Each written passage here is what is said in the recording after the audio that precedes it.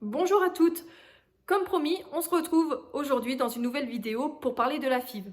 Alors pour celles qui n'ont pas vu ma vidéo, je vais faire un bref récap mais pas en détail parce que voilà, si vous voulez plus de détails, je vous laisse regarder donc la vidéo précédente. Donc on est passé par des traitements hormonaux qui ont été voués à l'échec. On m'a conseillé d'aller voir un gynécologue spécialiste en PMA. On a fait plusieurs inséminations qui ont été vouées à l'échec. Et en fait, la conclusion de ça, c'est qu'on est infertile mais de type inconnu. Alors, ma gynéco, elle pense que c'est peut-être le spermatozoïde qui n'arrive pas à franchir l'ovule et n'arrive pas à féconder.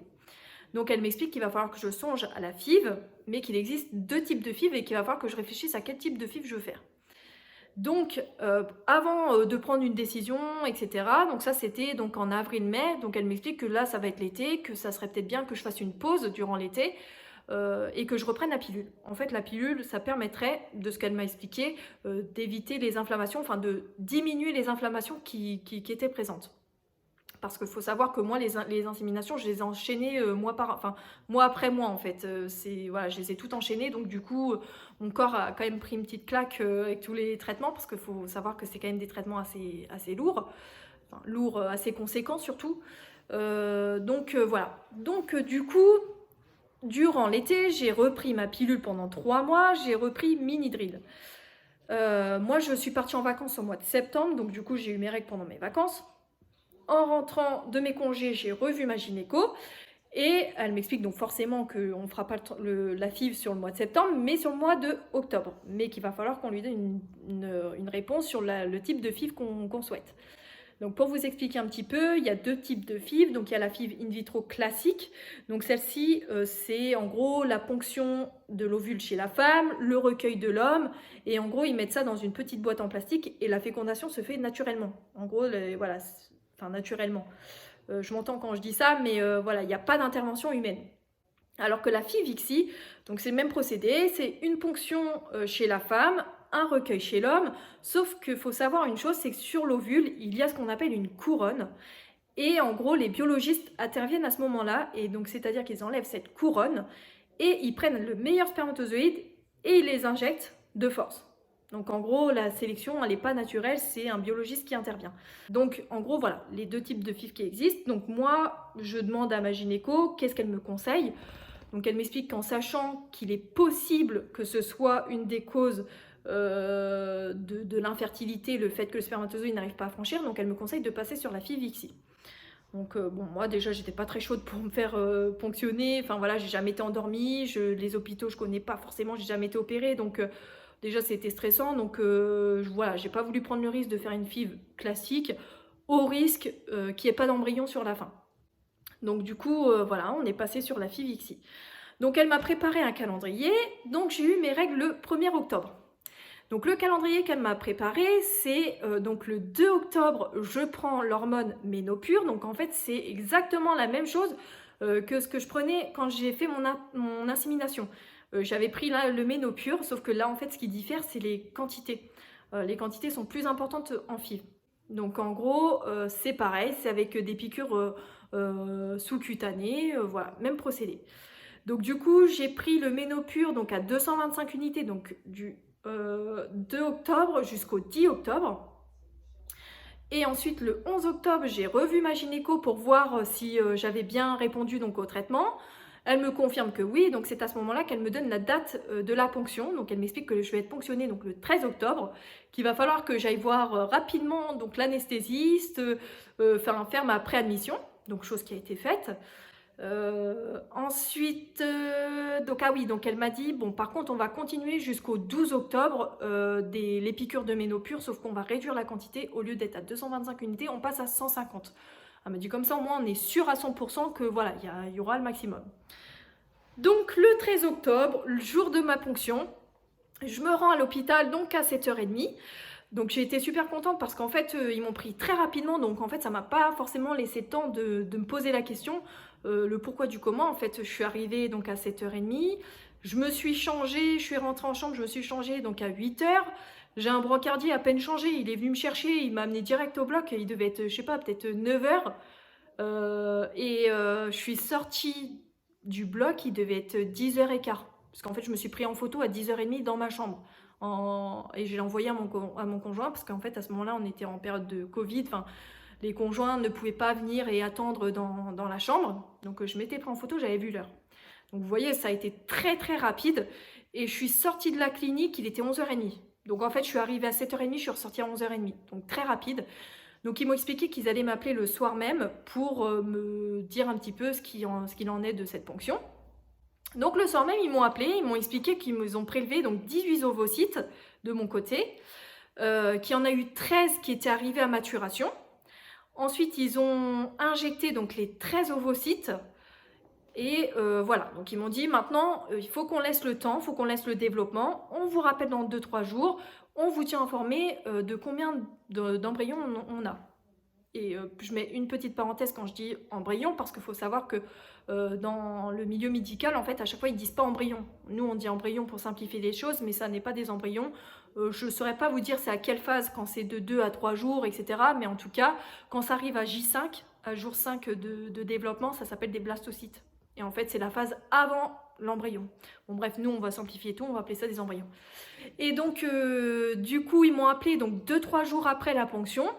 Ils m'ont expliqué que j'avais 7 embryons, que les autres ne se sont pas développés, donc 7 sur 13, donc j'étais super contente. Ils m'ont expliqué qu'ils allaient les tenir jusqu'au J5 de développement, parce qu'après c'est plus possible, c'est soit ils font le transfert, ou soit ils les vitrifient. Les vitrifier, ça veut dire les mettre dans de l'azote, les conserver dans de l'azote. Donc, entre deux, moi j'ai revu ma gynéco pour faire une échographie pour voir si on pouvait me faire le transfert donc à J5 après opération. Et donc elle m'explique que je suis en hyperstimulation et que c'est impossible, ils ne peuvent pas me faire de transfert d'embryon pour le moment parce que c'est sûr que si ils me font un transfert, c'est voué à l'échec. Bon, du coup, pas de souci, on accepte, hein. De toute façon, on a été mis au courant quand on avait vu les biologistes au montage du dossier et tout, ils nous avaient expliqué les risques, ça pouvait être ça. Donc ensuite, à J5, les biologistes m'ont rappelé et ils me disent, il vous reste 2 embryons. Et donc ces 2 embryons, ces 2 blastocytes, vont être vitrifiés. Alors là, je vous avoue que ça a été un peu le désarroi parce qu'en fait, moi je m'étais dit, ouais, c'est trop cool, j'ai 7 embryons, donc en fait c'est bon, voilà, je suis tranquille. Mais en fait, pas du tout parce qu'ils ont poussé jusqu'à J5 et en fait, à J5, du coup, il m'en reste plus que 2. Et donc du coup, j'ai posé quand même la question si c'était normal d'avoir aussi peu, parce que franchement, j'étais grave dégoûtée quand ils m'ont appelé. Ils m'ont dit oui, mais vous inquiétez pas, ils sont de très bonne classification, c'est le plus important. Vaut mieux en avoir très peu, mais de très bonne classification, que d'en avoir beaucoup, mais de très mauvaise qualité. Bon, ok, pas de souci. Donc voilà, donc après, les mois c'est cool, je revois ma gynéco en novembre. Elle me refait des examens, elle me dit, bon, vous êtes encore un peu en hyperstimulation, on voit au mois de décembre ce qu'on fait. Je la revois au mois de décembre, donc c'était le 17 décembre précisément. Donc là, elle m'explique que ça y est, je vais mieux, qu'on va pouvoir passer au transfert. Il se fait un certain moment, en fait, c'est pas elle qui donne telle date. En gros, on est obligé d'attendre le jour des règles et compter, donc moi, je sais plus c'était combien, je crois que c'était 14 jours. Faut compter 14 jours, en fait, c'est à partir de... En fait, c'est le cycle normal. Ils injectent un embryon au cycle normal, c'est-à-dire qu'on a la phase périovulatoire. Donc là, c'est là, en gros, le corps naturellement produit les ovules. Ensuite, on a le pic ovulatoire. Donc c'est là où toutes les ovules sortent des ovocytes, où là, ça peut être fécondé. Et on a la phase lutérale, enfin je sais plus, je vous remettrai dans les commentaires comment ça s'appelle cette phase. Et en fait, c'est à cette phase-là qu'il faudra faire le transfert d'embryon. En gros, moi, cette phase-là, ça s'est passé début janvier. Donc, ma gynéco m'a dit qu'on allait faire le transfert donc, le 4 janvier 2022. Donc, on fait le transfert du premier embryon, donc le 4 janvier 2022. Super contente et tout. D'ailleurs, c'était très émotif parce que on est sorti du truc avec mon conjoint, on s'est mis à pleurer parce qu'on s'est dit ouais, ça y est, j'ai un embryon dans le ventre quoi. Là voilà, c'est vraiment si ça tient, c'est bon, c'est gagné, je suis enceinte. Et puis donc ma gynéco m'explique qu'il va falloir que je fasse une prise de sang 10 jours après le transfert. Donc elle me donne la date, bref, je sais plus c'était le combien. Et donc le 14 forcément, puisque c'était le 4. Et donc du coup j'ai fait ma prise de sang un petit peu avant. Je l'ai fait au 9e jour, mais de toute façon, voilà, un jour près. Donc j'ai eu les résultats qui étaient négatifs, une fois de plus. Donc du coup je l'ai transféré donc à ma gynéco, elle a demandé à me revoir, donc on s'est revus. Donc là moi j'ai expliqué que c'est vrai que mentalement ça a été très compliqué. En sachant qu'on a un couple d'amis qui passe par les mêmes étapes que nous. Et j'ai appris à ce moment-là voilà, la grossesse de mon ami. Donc ça a été double coup de massue. Je suis super heureuse pour eux. Maintenant, ça va beaucoup mieux. On a réussi à passer un petit peu au-dessus de tout ça. Mais c'est vrai que sur le coup, c'est très compliqué à encaisser. Et donc, du coup, ma gynéco m'explique qu'il y a deux possibilités. Enfin, elle voit deux possibilités. Soit l'embryon n'était pas viable. Donc en gros, elle m'explique qu'en France, on détermine, on classe plus ou moins donc les embryons en fonction de la forme, des tailles de cellules, etc. Mais on ne va pas en profondeur en fait, on ne voit pas au niveau chromosome s'il y a des défauts ou pas. Donc elle m'a dit soit il n'a pas tenu parce qu'il y a eu un défaut chromosomique et donc du coup c'est ce qui a fait qu'il n'a pas tenu, ou alors du fait que vous ayez des petits kystes de genre endométriose, ça n'a pas tenu. Et quand elle me dit ça, je lui dis mais comment ça, 2-3 kystes endométriose, je comprends pas, je sais que j'ai 2-3 kystes, mais moi vous m'aviez jamais parlé d'endométriose. Elle m'a dit si, vous avez de l'endométriose mais très légère et en fait ça peut ne pas impacter justement sur ce genre de choses, mais ça peut l'impacter aussi. Du coup, avec mon conjoint, on s'est regardé. Donc, première nouvelle, c'est quand même dommage d'avoir cette information au bout d'1 an d'essai, hein, parce que bon, voilà, ça fait quand même plus d'1 an qu'on est dans ce parcours-là. Donc, j'ai appris cette nouvelle. Donc, elle m'explique que le prochain transfert de l'autre embryon, donc de toute façon, le seul et l'unique qui me reste, on va pas le faire de suite parce qu'elle me conseille de faire une injection de décaseptile par voie intramusculaire et ça va me permettre de créer une ménopause artificielle, c'est-à-dire de dessécher justement tous ces petits kystes. Donc c'est une méthode aléatoire en fait, ça peut fonctionner comme ne pas fonctionner, mais ça évite une opération. Mais que ça peut faire que du bien. Donc elle me dit qu'il va falloir que je prenne ça, donc que je me crée donc cette fameuse ménopause artificielle. Donc super cool. Donc elle m'explique que le transfert de l'embryon se fera donc juste après, enfin sur le cycle d'après cette injection. Donc là j'ai fait donc l'injection de décaseptile il y a une semaine. Ouais c'est ça, il y a une semaine. Donc bon, là j'ai pas forcément d'effets secondaires parce que d'ailleurs elle m'avait prévenu que c'était comme une ménopause en fait. Il y a des effets secondaires genre bouffée de chaleur, enfin elle avait même dit à mon conjoint que je risquais d'être irritée. Mais bon non ça va, tout se passe bien, je me sens bien, enfin je touche du bois, j'ai rien.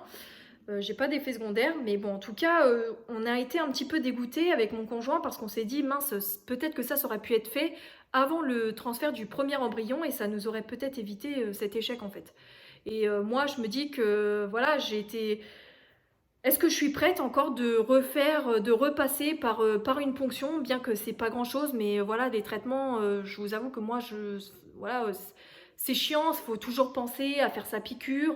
Moi, pendant un moment, enfin voilà, avec le Ménopur, pour juste avant la FIV, j'ai tellement été à des doses super fortes que j'ai eu des effets secondaires, quoi. J'avais été nausée, j'avais envie de vomir, vraiment pas bien du tout, quoi. Et d'ailleurs, quand j'en avais parlé à ma gynéco, elle m'avait dit oui, mais c'est normal, c'est en fait c'est le traitement qui fait cet effet-là. Donc je me dis voilà, c'est tout recommencer, alors qu'en fait peut-être que ça aurait pu en fait être évité. Donc bon, de toute façon c'est comme ça, on n'a pas le choix que d'accepter, c'est un échec. Maintenant, on pense à au deuxième transfert. On verra bien si ça fonctionne. Bon, on n'a pas encore de date parce que pour l'instant, voilà, j'ai juste fait mon injection de décaseptile. Je dois revoir ma gynéco au prochain cycle. Donc, je ne sais pas quand est-ce qui va arriver puisque moi, je ne suis pas forcément réglée. Donc, voilà. Voilà les nouvelles, en tout cas, de ma première FIV, de mon premier transfert. Donc après, j'espère que j'aurai une bonne nouvelle à vous annoncer pour le deuxième transfert. Mais en tout cas, voilà ce qu'il en est pour ma part. Et voilà, donc en tout cas j'espère que ça vous aura pas fait perdre espoir, hein, parce que comme je vous ai déjà dit, chacun est différent, chacun a ses problèmes, donc en fait on peut pas forcément se fier au témoignage des gens en fait. Ça permet juste de se sentir moins seul, de comprendre certaines choses. Et vous voyez, par exemple là, l'endométriose, j'aurais bien aimé le savoir avant, et je me dis que peut-être que si j'avais compris les choses un peu... je sais pas, peut-être que moi, il y a peut-être eu une faille et qu'elle m'a déjà dit que j'avais de l'endométriose, mais je me rappelle pas. Mais j'aurais peut-être pu éviter justement cet échec. Bon, en tout cas, c'est comme ça. Je voulais justement vous parler de ça, de comment se déroule donc une FIV. Mais en tout cas, peut-être que pour votre part, ça peut être positif. En tout cas, je vous le souhaite. Et donc voilà. Bon, en tout cas, j'espère que cette vidéo n'aura pas été trop brouillon, parce que là, je vous avoue que on est le soir, il est 21h, enfin voilà, il fait nuit, voilà, j'ai fait un petit truc, on va pas dire à l'arrache, mais presque. Donc j'espère que cette vidéo vous aura quand même plu, et n'hésitez pas donc à me partager vos commentaires, vos questions, à liker, voilà. C'est avec plaisir que je vous répondrai. Voilà, bye bye!